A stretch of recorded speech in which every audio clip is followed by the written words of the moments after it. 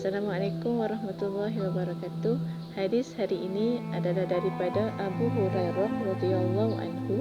Beliau berkata, Rasulullah SAW telah bersabda, sebahagian daripada keelokan seorang mukmin ialah meninggalkan apa yang tidak berfaedah baginya. Hadis ini adalah hadis hasan, diriwayatkan oleh Al-Tirmizi. Dalam hadis ini menceritakan tentang kita sebagai untuk menjadi seorang mukmin yang bagus, kita perlu menjaga masa kita dan elakkan diri daripada melakukan perkara yang tidak berfaedah. Antara perkara yang tidak berfaedah tersebut adalah bercakap kosong, bertandang ke rumah orang tanpa niat ziarah, serta melakukan perkara-perkara yang mendatangkan kemudaratan pada diri. Untuk menjadi mukmin yang bagus, Rasulullah SAW turut menegaskan bahawa kita perlu menjaga masa. Apabila kita menjaga masa, nescaya kita dapat mencapai kejayaan dalam diri dan mendapat kehidupan yang lebih harmoni. Ini adalah daripada Ibnu Al-Abbas radhiyallahu anhu bahawa Rasulullah SAW telah bersabda, sekiranya manusia diberikan setiap tuntutan dan dakwaan mereka, nescaya ramai akan menuntut harta dan darah kaum lain, iaitu menuntut bunuh balas. Akan tetapi mestilah tuntutan itu terbukti keterangan bagi pihak yang mendakwa dan sumpah bagi orang yang tidak mengaku. Hadis hari ini menceritakan mengenai tabiat buruk manusia yang sering gemar mendakwa sesuatu perkara yang bukan milik mereka. Jika dakwaan ini dituruti, maka berlakulah gangguan dalam kehidupan manusia. Sebagai contoh, akan berlaku persengketaan, pergaduhan, malah yang lebih buruk adalah berlaku pembunuhan antara satu sama lain yang disebabkan oleh soal harta benda dan juga kekayaan. Untuk menghadapi kes seperti ini, Islam membawa satu kaedah kehakiman yang bijaksana, yang mana setiap orang yang mendakwa sebarang tuntutan mestilah mengemukakan bukti keterangan untuk menyokong dakwaan tersebut, dan orang yang didakwa pula mestilah bersumpah untuk menafikan tuduhan tersebut. Dan hadis ini juga menekankan bahawa agama Islam merupakan agama yang adil dan menyelesaikan masalah umatnya secara adil dan saksama. Hadis hari ini adalah daripada Abu yang ada Shaddad Ibnu Aus radhiyallahu anhu daripada Rasulullah SAW. Baginda bersabda, sesungguhnya Allah menulis, iaitu mewajibkan ihsan atas segala sesuatu.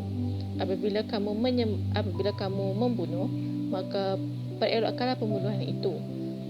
Apabila kamu mahu menyembelih, maka perelokkanlah penyembelihan itu. Dan hendaklah kamu menajamkan mata pisau, dan hendaklah dia menyenangkan haiwan sembelihannya itu.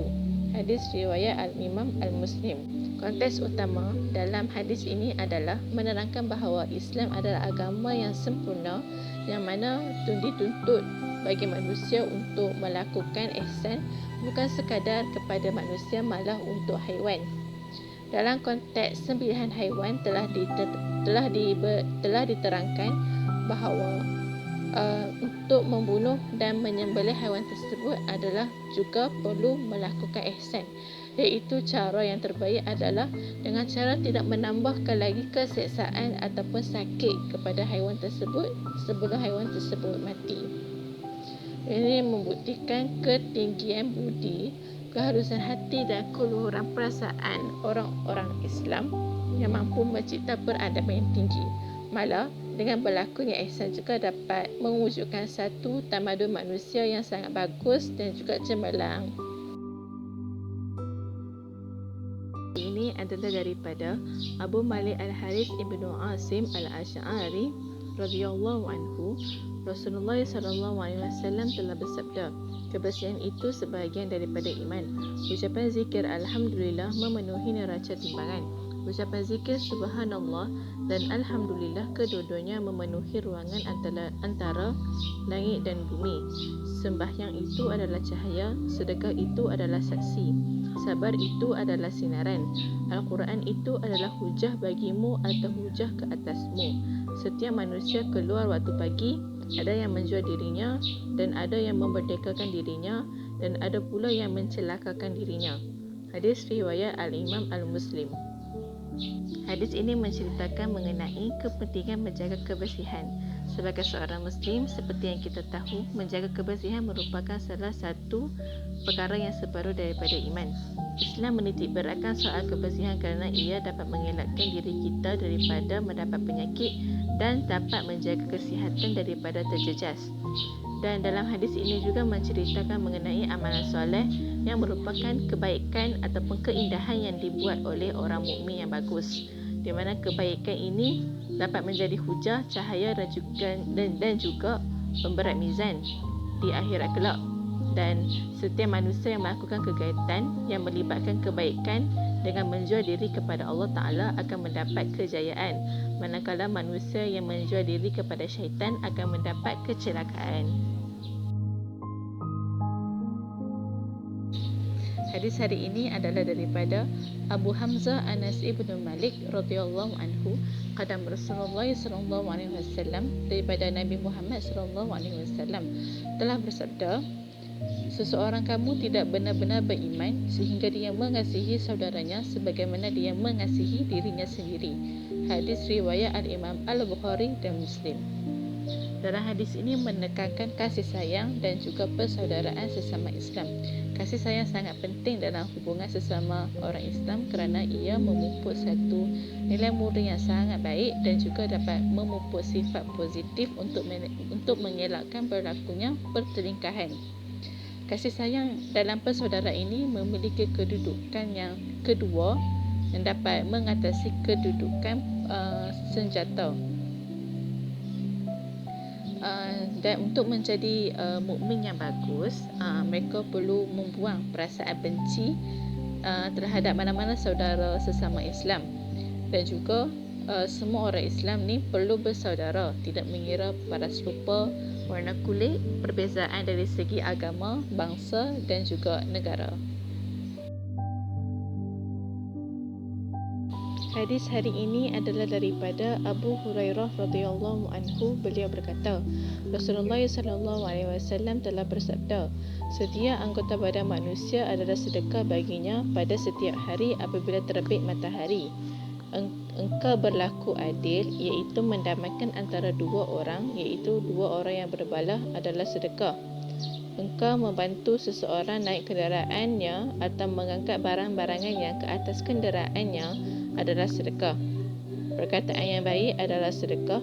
Setiap langkah yang engkau hayungkan kaki pergi sembahyang adalah sedekah, dan menghilangkan segala sesuatu yang bahaya di atas jalan raya adalah sedekah.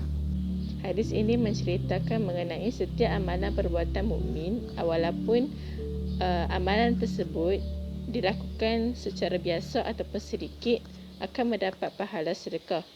Seorang mukmin yang boleh mendapatkan pahala sedekah bagi setiap pergerakan anggota badannya seperti tangan, iaitu dengan memberi bantuan, kakinya pergi ke tempat-tempat yang tidak melarangkan diri, mulutnya dengan menjaga percakapan dan tidak mengumpat orang, dan akalnya berfikir perkara yang baik sahaja, berhak untuk mendapat pahala sedekah apabila melakukan amal kebajikan seperti yang disebut.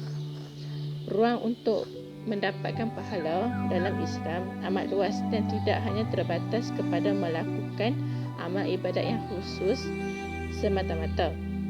Kerana kadang-kadang tidak sangka bahawa sesuatu perbuatan yang kita lakukan adalah faktor untuk mendapatkan pahala bersedekah.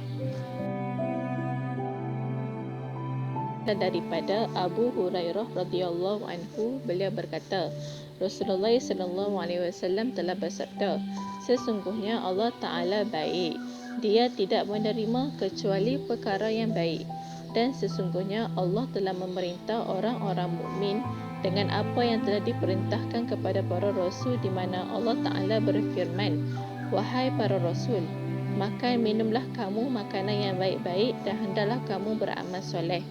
Dan Allah Ta'ala berfirman, wahai orang-orang yang beriman, makan minumlah kamu makanan yang baik-baik yang kami rezekikan kepada kamu. Kemudian baginda menyebut perihal seorang lelaki musafir jauh yang berambut kusut masai dan berdebu, yang menadah tangan ke langit, iaitu berdoa, "Wahai Tuhanku, wahai Tuhanku, bagaimanakah doanya akan dimakbulkan sedangkan makanannya haram, minumannya haram, pakaiannya haram dan dikenyangkan dengan makanan yang haram." Hadis riwayat Al-Imam Muslim. Hadis ini menceritakan mengenai pengurusan diri dari segi pakaian, makanan dan juga kebersihan, di mana Allah Ta'ala menekankan bahawa kebersihan merupakan sebahagian daripada iman. Apabila kita menjaga kebersihan, maka kesihatan kita tidak akan terjejas. Pakaian yang bersih serta menutup aurat. Dan dari segi makanan, Allah Ta'ala berfirman bahawa kita perlu mencari makanan yang baik, iaitu makanan yang halal, yang mana makanan yang baik ini akan memberi zat dan khasiat kepada tubuh badan manusia. Dengan adanya zat dan khasiat yang bagus, kesihatan manusia akan terjamin sihat. Hadis hari ini adalah daripada Abu Hurairah radhiyallahu anhu bahawa seorang lelaki berkata kepada Nabi Muhammad sallallahu alaihi wasallam, "Berikan aku wasiat." Lalu baginda bersabda, "Janganlah engkau marah." Lelaki itu mengulangi soalan itu beberapa kali. Baginda tetap bersabda, "Janganlah engkau marah." Daripada hadis ini, kita dapat mengetahui bahawa sifat marah sangatlah tidak bagus untuk menjadi seorang mukmin yang baik. Kerana sifat marah ini perlu dihindari serta ia membawa keburukan kepada diri sendiri dan juga kepada orang lain. Jangan marah ataupun lebih mudah difahami, menahan marah adalah untuk mengelakkan berlakunya perbuatan yang boleh membawa kepada kemungkaran, sebagai contoh memaki, hamun, mengamuk dan juga memukul. Sifat sebegini perlu dielak, dan seseorang yang gagah dan kuat adalah orang yang berjaya menahan kemarahannya. Dan marah ini diizinkan dalam beberapa situasi, sebagai contoh untuk menegakkan kebenaran kerana Allah Subhanahu Wa Taala dengan cara yang berhikmah dan juga tidak melanggar batas kebenarannya.